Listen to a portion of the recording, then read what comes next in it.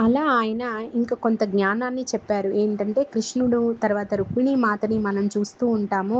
చూసి అద్భుతంగా, ఆశ్చర్యంగా మనము మాట్లాడుకుంటూ ఉంటాం కదా! అది మనము ఓన్లీ ఆశ్చర్యపోవడం కోసం మాత్రమే కాదు వారు భూమి మీదకొచ్చింది. మనకి ఇన్‌స్పిరేషన్ ఇవ్వడం కోసం వాళ్ళు వచ్చారు. మనలో మనకి మన యొక్క ట్రూ సెల్ఫ్ అంటే మన యొక్క స్వయం శక్తి, మన యొక్క మనల్ని మనం అర్థం చేసుకోవడానికి ఎలా మనం పాటుపడాలి, ఇవన్నీ చెప్పడానికి, నేర్పించడానికి వాళ్ళు వచ్చారు.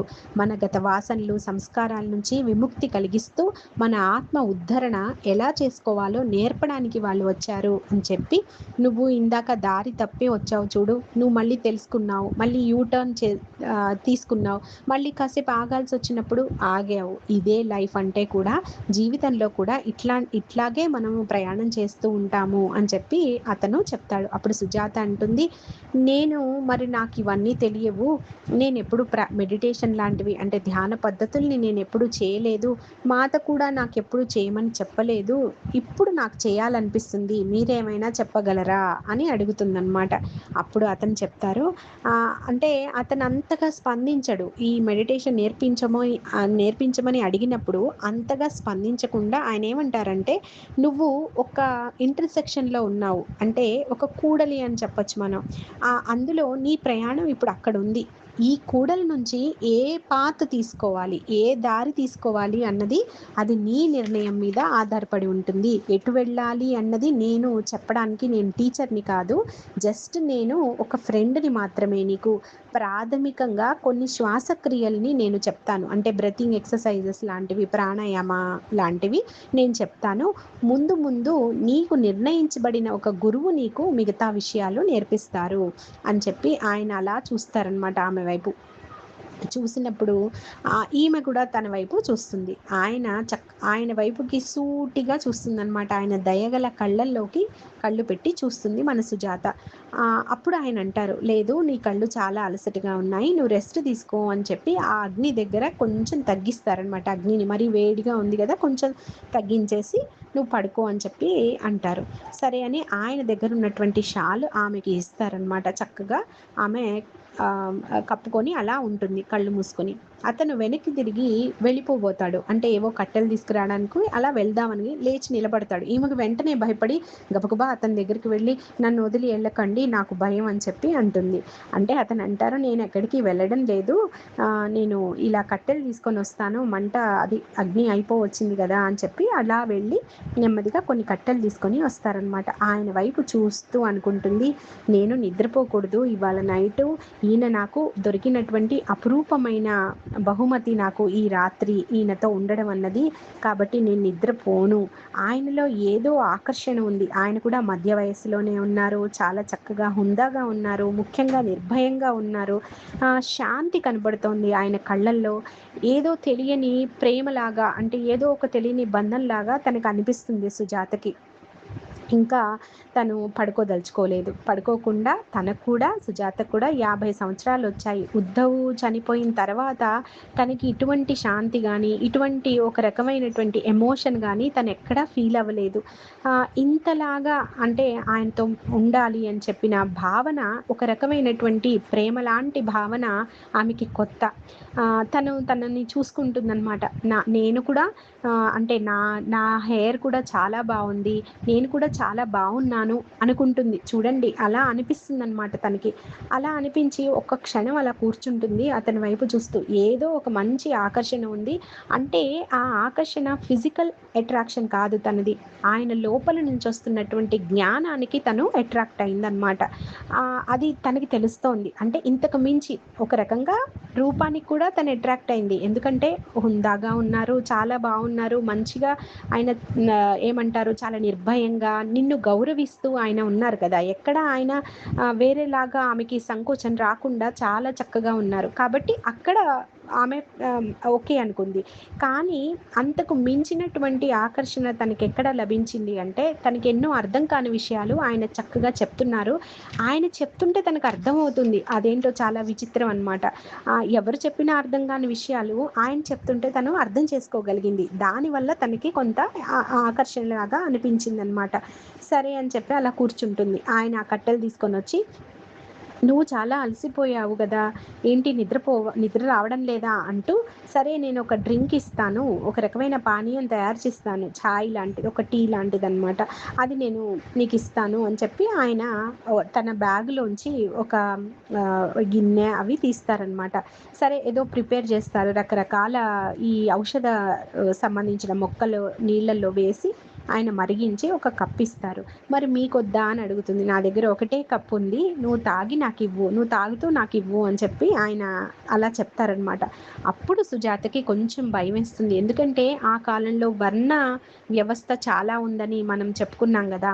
అప్పుడు తనకి కొంచెం వెనకడుగు ఏంటి నేను తాగి మళ్ళీ మీకివ్వాలా అంటూ తను తన కథ చెప్తుంది. నేను ఇలా పలానా వర్ణ వ్యవస్థకి చెందిన అమ్మాయిని, మీరేమో బ్రాహ్మలు అంటూ తన కథ అంటే తను ఉద్ధవుని పెళ్లి చేసుకోవడము ఇదంతా చెప్తూ మాత యొక్క మిరాకిల్స్ తను నమ్మకపోవడము, మాత ఇలా చాలా రకాలైనటువంటి మిరాకిల్స్ చేశారని తన కథ అంతా చెప్తూ ఉంటుంది ఆయన టీ పెడుతున్నంత సేపు. అప్పుడు ఆయన అంటారు, నీ లోపల వస్తున్నది చూసావా అంతర్పరివర్తన అన్నది, అదే ఒక అద్భుతము. బయట జరిగే మిరాకిల్స్ కావు. ఇన్నర్ రియలైజేషన్ అంటే అంతర్పరివర్తన అన్నదే ఒక పెద్ద మిరాకిల్. నిజమే గదా! మరి ఈ అంతర్పరివర్తన అన్నది జరగాలి అంటే ఎన్ని జన్మలు మనము దాటి రావాలి? మరి ఒక రకంగా ఎట్లా చెప్పాలంటే కొన్ని వందల జన్మలు దాటి వస్తూ ఉన్నదనుకోండి సోలు. చాలా రకాల జ్ఞానం కొద్ది కొద్దిగా తీసుకుంటూ వస్తుంది. అంతర్పరివర్తన జరగడానికి చాలా రోజులు పడుతుంది. ఎంతో పరిణామం చెందిన తర్వాత గానీ ఆత్మ అంతర్పరివర్తన జరగదనమాట. ఆ పూర్తిగా పూర్తి స్థాయిలో మనం రియలైజేషన్ వచ్చేసింది అంటే అదొక గొప్ప అద్భుతం గాక ఇంకేంటి? దానికోసమే గదా ఎన్నో జన్మల నుంచి వస్తోంది సోల్ మరి. అది అసలైన మిరాకిల్ గానీ, బయట చూపిస్తున్నటువంటి మిరాకిల్స్ కావు. నువ్వనుకుంటున్నావు చూడు, మాత ఒకసారొస్తున్నారు, అంటే అపియరెన్స్, డిసపియరెన్స్ మాయమవ్వడము, మళ్ళీ ప్రకటితమవ్వడము అన్నవి చాలా చిన్న విషయాలు. అవి మ్యాటర్‌తో చేసేవి. అంటే చాలా పదార్థము ఒక రకంగా మార్చవచ్చు. ఒకదాన్ని ఇంకొక రకంగాను మార్చవచ్చు. ఇవి మిరాకిల్స్ కాదమ్మా. ఇన్నర్ రియలైజేషన్ అన్నదే ఒక పెద్ద మిరాకిల్ అంటూ ఆయన చెప్తారనమాట. ఇంకా ఇక్కడ ఆయన ఒక మంచి మాట చెప్పారు. ఇది అందరూ గమనించాలి. ఆయనంటారు, ఇవన్నీ మాత చేస్తున్నారు. ఏం చేస్తున్నారు? ఆమె ఒకసారి ప్రకటితమవుతున్నారు, ఒకసారి మాయమవుతున్నారు. నువ్వనుకుంటున్నావు ఇదొక పెద్ద అద్భుతమని. కానీ కాదు. ఇప్పుడు నీలాంటి ఎంతోమంది అంటే ఆయన చెప్పడం ఏంటంటే, ఎంతమందిని ట్రాన్స్‌ఫార్మ్ అవుతున్నారు వారి వల్ల. ఎంతమందిలో పరివర్తన తీసుకురాగలుగుతోంది ఆ మనిషి. ఎంతమందికి తన గురించి తాను తెలుసుకోవాలని సెల్ఫ్ ఎనాలిసిస్, సెల్ఫ్ నాలెడ్జ్ అన్నవి ఎంత ఇంపార్టెంటో తెలియచేస్తుంది ఆ యొక్క మనిషి అన్నది ఇంపార్టెంట్. అంటే ఎంతమందిలో జ్ఞానాగ్ని రగిల్చాము, ఎంతమందిని దివ్య ప్రేమకు ఉసిగొల్పాము అన్నది ఇంపార్టెంట్. అది వాళ్ళ యొక్క గొప్పతనము అంటూ, నీ డౌటింగ్ మైండ్ గురించి నాకేం బాధ లేదు. ఆమె ఆల్రెడీ నీ లోపల ఆ యొక్క దివ్య శక్తి మీదటువంటి ప్రేమ అనే అగ్నిని రాజేశారు. కాబట్టి ఇంకా నీ డౌట్స్ అన్నీ వాటంతట అవే ఆ అగ్నిలో తొలగిపోతాయి అని చెప్పి ఆయన అంటారనమాట. ఈ సుజాత చెప్పినటువంటి కథని వింటూ ఆయన ఈ రకమైన జ్ఞానాన్ని ఇస్తారు. చూడండి ఎంత బావుందో ఇది. అంటే కొంతమంది ఇది మనము గుర్తుపెట్టుకోవాలి. గురువులు దగ్గరికి వెళ్తూ ఉంటాం చాలా మందిమి. ఎన్నో రకాల గురువుల్ని అంటే మనం పాస్ చేస్తూ ఉంటాం. చాలా మంది దగ్గరికి మనం దర్శనం కోసం వెళ్తూ ఉంటాం. ఎప్పుడూ మనం ఇప్పుడు చాలామంది మనం ఎవరి దగ్గరికన్నా వెళ్ళొచ్చామంటే, ఏమడిగావు? ఏమి ఆయన నీకిచ్చారు? లేకపోతే ఆయన ఏమైనా మిరాకిల్స్ చూపిచ్చారా? ఆయన ఏమైనటువంటి ఇదేంటి రింగులు తీసివ్వడాలు అట్లాంటివి ఏమైనా చూపించారా? అని చెప్పి మనల్ని అడుగుతూ ఉంటాం. లేదా మనం అడుగుతూ ఉంటాం. కానీ ఇది కాదు మనకు కావాల్సింది. మన లోపల గానీ ఆయన ఏమైనా మార్పు తీసుకురాగలిగారా? మన సోల్ లెవెల్‌లో ఏమైనా మార్పొచ్చిందా? అక్కడ మనకే తెలియకుండా ఖచ్చితంగా ఆ షిఫ్ట్ అనేది జరుగుతూ ఉంటుంది. అది మనం ఒక్కొక్కసారి గుర్తిస్తాం, ఒక్కొక్కసారి గుర్తించం. అంటే ఒక దివ్య ఆత్మ దగ్గరికి వెళ్ళి వచ్చేది ఓన్లీ మిరాకిల్స్ కోసం కాదు. వాళ్ళని మనం గుర్తించాల్సింది వాళ్ళ మిరాకిల్స్ వల్ల మాత్రం కాదు. అంటే ఆ గురువు మిరాకిల్స్ చూపిస్తే ఆయన గురువు. మిరాకిల్స్ చూపించకపోతే ఆయన గురువు గాదా? ఆయన యొక్క ఎఫెక్ట్ ఈ భూప్రపంచం మీద ఎంత ఉంది అన్నది మనము చూడాలి. ఆయన యొక్క శక్తి ఎంతమందిని ప్రభావితం చేసింది? ఎంతమంది జ్ఞానం వైపు పరుగులు తీస్తున్నారు? ఎంతమంది జ్ఞానం వైపుకి నడిపించారు? ఒకే ఒక వ్యక్తి కొన్ని లక్షల మందిని నడిపించారా లేదా? అలాంటి గురువులు ఎంతమంది ఉన్నారు భూమి మీద? వారందరినీ మనము గౌరవించవలసిందే. వాళ్ళు మిరాకిల్స్ చూపించినా, చూపించకపోయినా. వాళ్ళు చూపించవలసిన అవసరం లేదు. చెప్పారు గదా! ఇన్నర్ రియలైజేషనే ఒక పెద్ద మిరాకిల్ అని. అలా ఎంతమందిని తయారు చేస్తే ఆ గురువు అంత అద్భుతమైన వారు. అంత ఏమంటారు? అంత కంపాషనేట్ గురువు అనమాట ఆయన. అంత దయగలవారు. అలాంటి వారిని మనము పట్టుకోవడం గానీ, వారిని తెలుసుకోవడం గానీ చాలు. వారిని అర్థం చేసుకుంటే చాలు మనకి.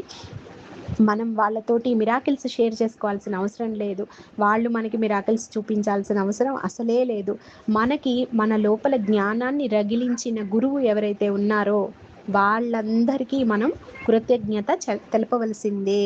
అలాంటి గురువులందరికీ కూడా మన ఆత్మ నుంచి మనం ప్రణామం చేసుకుంటూ నెక్స్ట్‌కి మనం వెళ్దాము. అయితే ఇది ఇతను ఇలా చెప్పిన తర్వాత ఈయన ఇంకా చెప్తారు. ఇక్కడ చాలా అద్భుతంగా ఈ యొక్క అతను జ్ఞానం ఇచ్చారు. ఈయనకి ఇంత జ్ఞానం ఎలా వచ్చిందో కూడా ఒక అద్భుతంగా మనం ముందు ముందు తెలుసుకుంటాం. అయితే ఆయన ఇంకా ఏం చెప్తున్నారు అంటే మైండ్ ఎప్పుడు క్వెషన్ చేస్తూనే ఉంటదట.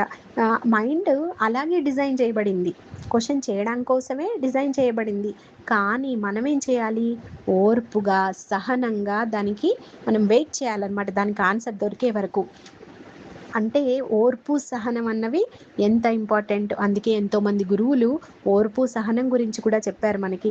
అయితే ఇంకొకటి ఆయన ఏం చెప్పారంటే, ఈ యొక్క మన యొక్క మనసుకి ఇంకా అంటే మనసుకి ఆవల మన ప్రయాణం సాగాలన్నమాట. అంటే బియాండ్ మైండ్ వెళ్ళాలన్నమాట. మన యొక్క ఆ శక్తి, ఆత్మశక్తి అన్నది. అప్పుడు మనం మనసుని కంట్రోల్‌లో పెట్టడం అన్నది నేర్చుకుంటాము. మనం నార్మల్‌గా మనకి జనరల్ థాట్స్ వస్తా ఉంటాయి. అంటే మామూలు మైండ్ థాట్స్ చేస్తూనే ఉంటుంది. ఎప్పుడూ దాని వైపే వెళ్తుంది.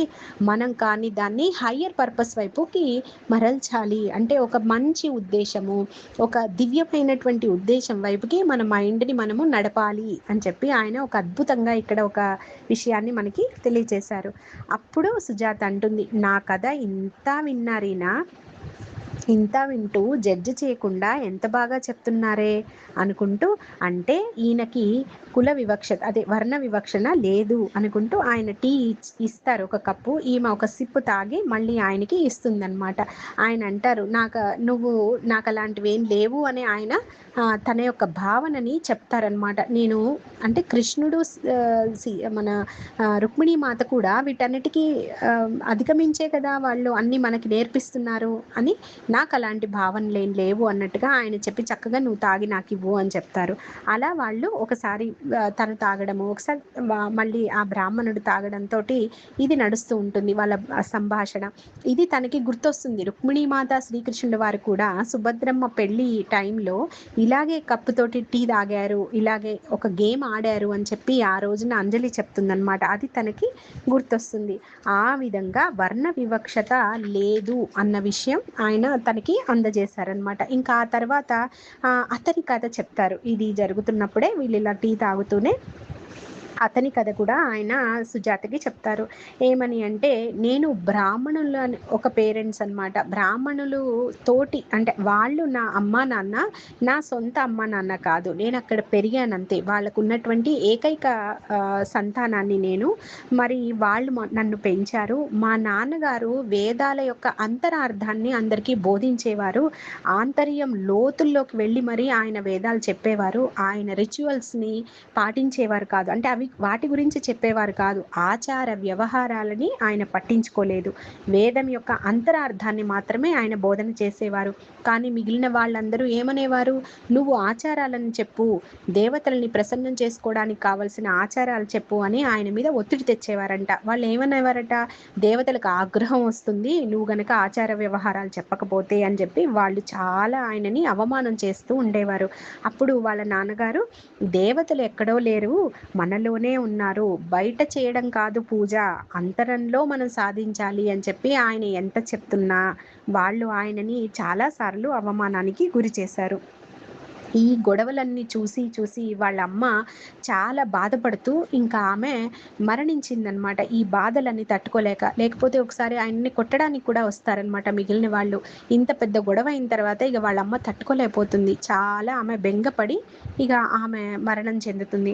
ఆ తర్వాత వాళ్ళ నాన్నగారు ఏం చేస్తారంటే, లేదు నేనింకా ఒంటరిగా నేను ఒక పెద్ద మౌంటైన్ అంటే ఒక శిఖరం వైపుగా నేను ప్రయాణం చేస్తాను. అక్కడ ఒక చిన్న కుటీరం ఏర్పరచుకొని నేను నా ప్రయాణం సాగిస్తాను అని చెప్పి వాళ్ళ నాన్నగారు ఆ అబ్బాయితో చెప్తారు. ఆ అబ్బాయికి అప్పటికే 20 సంవత్సరాలు వస్తాయి కాబట్టి ఆయన కూడా ఆయన స్వతంత్రంగా అన్వేషణ చేయాలి అని చెప్పి అతను కూడా తన దారి తాను చూసుకుంటాడు. అలా అడవుల్లో చాలా మంది ఋషుల్ని కలుస్తూ వాళ్ళ యొక్క దివ్య దృష్టి గురించినటువంటి ఆ యొక్క సంభాషణలు వింటూ అవి ఎలా చేయాలో తెలుసుకుంటూ ఇలా చాలా రకాలుగా ఆయన ప్రయాణం సాగుతూ ఉంటుంది అడవుల్లో. అయితే ఒకానొక అడవిలో ఒకరోజు ఒక యువకుడిని చూస్తారనమాట. ఆ యువకుడు పెద్ద కట్టెల మోపుతోటి ఒక బ్రాహ్మణ యువకుడు అనమాట అతను కూడా. వెళ్తూ ఉంటాడు. అరే నేనెప్పుడూ ఇతన్ని చూడలేదే, ఈ అబ్బాయి ఎప్పుడూ ఈ అడవిలో నాకు కనిపించలేదే, చాలా విచిత్రంగా ఉన్నాడు, చాలా అందంగా కూడా ఉన్నాడు. సరే దగ్గరికెళ్తాడనమాట. ఎళ్ళి అడుగుతాడు, ఎవరు బాబు నువ్వు, ఎక్కడి నుంచి వస్తున్నావు అని. ఇతనికి అదే ఏజ్ ఉంటుంది ఆ టైంలో. సరే అడిగినప్పుడు నేను ఒక గొప్ప యోగికి సేవకుడిని అని అతను చెప్తారనమాట. ఎవరు ఆ సేవకుడు అని చెప్పి ఈయన అంటారు. అంటే అప్పుడు ఆ అబ్బాయి చెప్తాడు, ఇక్కడ ఒక గొప్ప యోగి ఉన్నారు, ఆయన కొన్ని నెలల బట్టి ధ్యాన స్థితిలో ఉన్నారు, ఈ పక్కనే ఉన్నటువంటి ఒక గుహలో ఉన్నారు అని చెప్పి అతను అంటారు. అంటే బ్రాహ్మణుడు క్షత్రియుడికి సేవ చేయడమా అనుకుంటాడనమాట. అనుకొని మా నాన్న కూడా ఇదే చెప్తూ ఉండేవారు కదా, వర్ణ వివక్షత ఉండకూడదని, అందరూ ఒకరికొకరు సేవ చేసుకోవాలని, దేవతల యొక్క శక్తి మనలోనే మనము దాన్ని మేల్కొల్పుకోవాలని ఇవన్నీ చెప్పేవారు కదా, ఇదేనేమో అర్థం అనుకొని ఆయన ఆలోచిస్తూ ఉంటాడు. నెమ్మదిగా అతన్ని అనుసరిస్తాడు. అనుసరించినప్పుడు అప్పుడు అర్థమవుతుంది. అంటే ఈ అబ్బాయి ముందే చెప్తాడు. ఆ గొప్ప యోగి ఎవరో తెలుసా? అర్జునుల వారనమాట. కొన్ని నెలలుగా ఆయన ఒక గుహలో ఆయన ఏకాంతంగా ధ్యాన స్థితిలో ఉండిపోయారు. అయితే ఇది నిజమా కాదా అని ఈ అబ్బాయిని అనుసరిస్తాడు తెలియకుండా. అనుసరించినగానే ఏమవుతుందో తెలుసా? అక్కడికి వెళ్ళగానే ఆ కేవ్ దగ్గరికి వెళ్ళగానే ఆ అబ్బాయి లోపలికి వెళ్తూనే ఇతను వెనక నుంచి చూస్తూ ఉంటాడు ఈ బ్రాహ్మణుడు.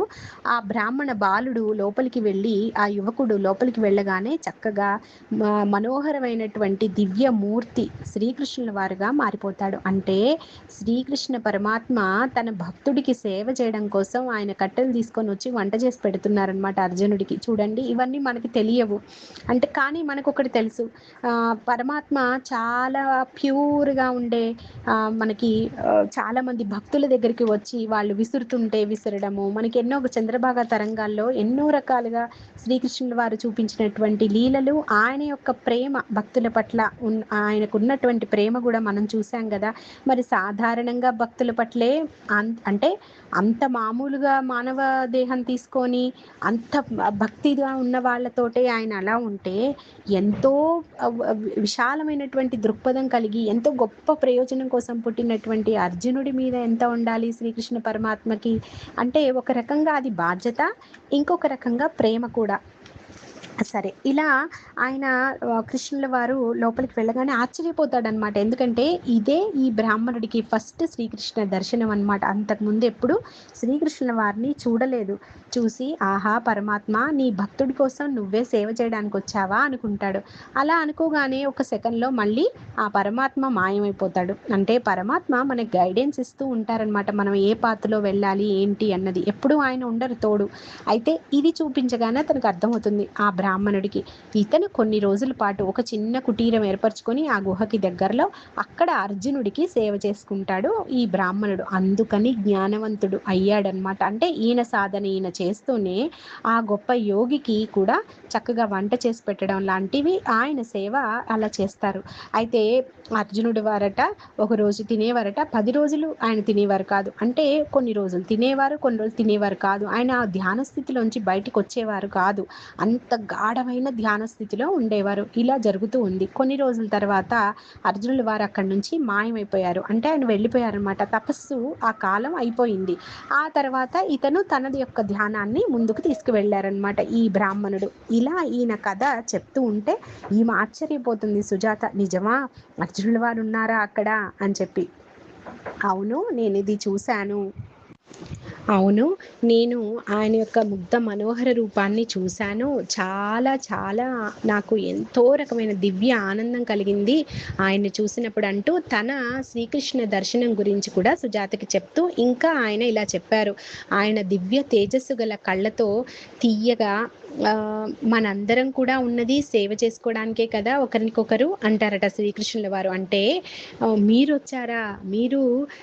మీరు ఈ విధంగా సేవ చేయడానికి వచ్చారా అని ఇతను అన్నప్పుడు మా పరమాత్మ ఇలా అన్నారట.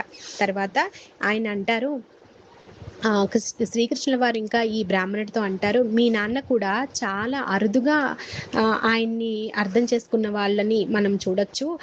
అంటే ఎవరికీ అటువంటి జ్ఞానం లేదనమాట. ఏది ఆ దేవతలందరూ మనలోనే ఉన్నారు. దేవతల యొక్క శక్తిని మనము మేల్కొల్పాలి, అందుకనే దేవతల యొక్క ప్రతిరూపాలు మనం బయట చూస్తున్నామని ఆయన చెప్తే అది ఎవరికి అర్థం కావటం లేదు.